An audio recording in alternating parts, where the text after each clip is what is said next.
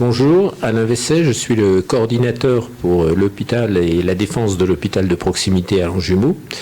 Et nous avons accueilli aujourd'hui à l'entrée de l'hôpital pour un rassemblement Monsieur François Ruffin, qui est député de la France Insoumise au Parlement. Et nous avons abordé avec lui toutes les conséquences des risques de fermeture de notre structure hospitalière pour 2024. C'est-à-dire qu'il ne resterait pratiquement peut-être même plus un service d'urgence, en tout cas plus aucune maternité. Il y aurait un label d'hôpital entre guillemets de proximité, mais dans la réalité, disons, les services de plein exercice auront disparu. Donc nous avons abordé avec lui et avec le personnel hospitalier qui était présent, comme la CGT, nous avons abordé donc les conséquences pour les personnels, les conséquences pour la population, les risques que tout le monde encourt. Donc c'est une situation très grave qui nous attend. C'est ce qu'on appelle la baisse de l'offre de soins. Voilà.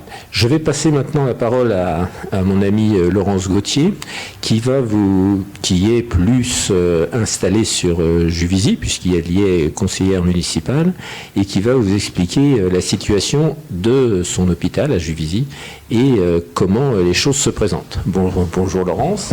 Bonjour Alain. Tu as droit au micro. Merci Alain.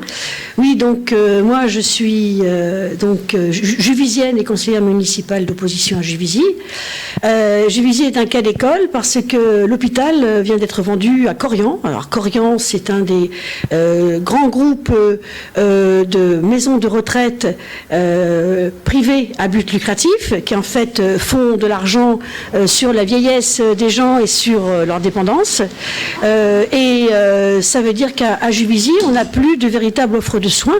Il faut quand même savoir qu'à Juvisy, on avait un véritable hôpital de proximité avec maternité, bloc chirurgical, lit de médecine générale, et que tout ça a été supprimé au fil des ans, et ce malgré la pandémie, alors que Juvisy a accueilli jusqu'à parfois 40 lits de malades du Covid et les a très bien soignés.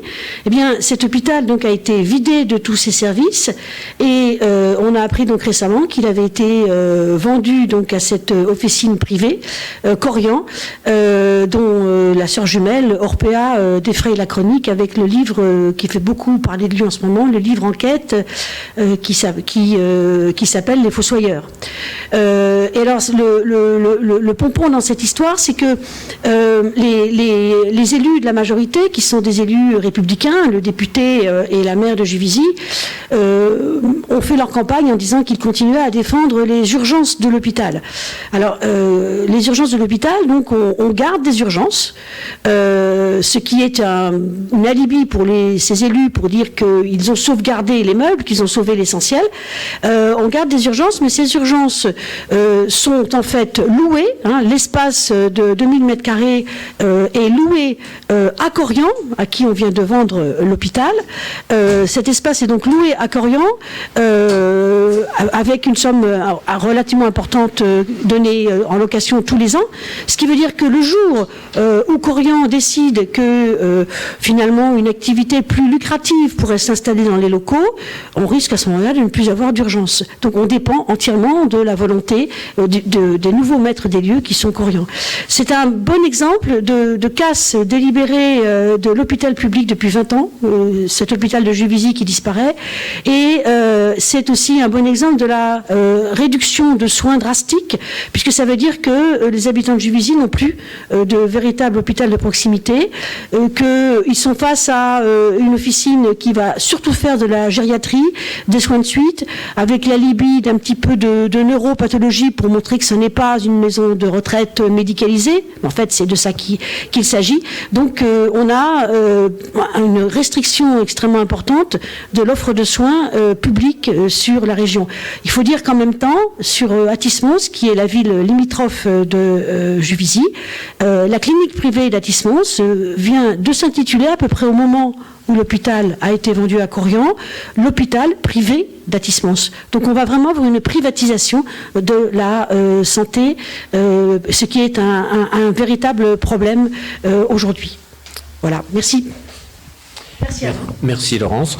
Juste pour compléter un petit peu ce que tu viens de dire, la grosse difficulté qu'on a eue pour mobiliser pour cette bataille pour défendre nos hôpitaux de proximité, c'est des élus comme Madame le maire de Longjumeau, qui est présidente du conseil de surveillance et qui a toujours voté la fermeture de nos structures hospitalières, y compris leur vente. Et donc c'est la vente qu'elle a votée qui aboutit à ce que Korian soit maintenant le propriétaire des locaux de l'ancien hôpital de Juvisy. Et il faut dire aussi qu'une structure comme celle de Longjumeau a quand même été le premier employeur de la ville de Longjumeau, ce qui voulait dire quand même que énormément de commerçants, énormément de pharmaciens de Longjumeau, de péri-santé, etc., dépendaient de ce qui se passait à Longjumeau. On risque de perdre avec la perte de cet hôpital, alors que Madame le maire vote sa fermeture régulièrement, on risque de perdre effectivement beaucoup d'emplois et amener beaucoup de difficultés à la population, pas simplement sur le plan de la santé. Voilà. Nous vous remercions pour nous écouter et nous espérons que nous continuerons, je pense, cette bataille qui n'est pas terminée et nous ferons en sorte effectivement de garder nos moyens pour pouvoir soigner les gens et pour pouvoir les aider à continuer à travailler dans le service hospitalier. Merci à vous et à bientôt.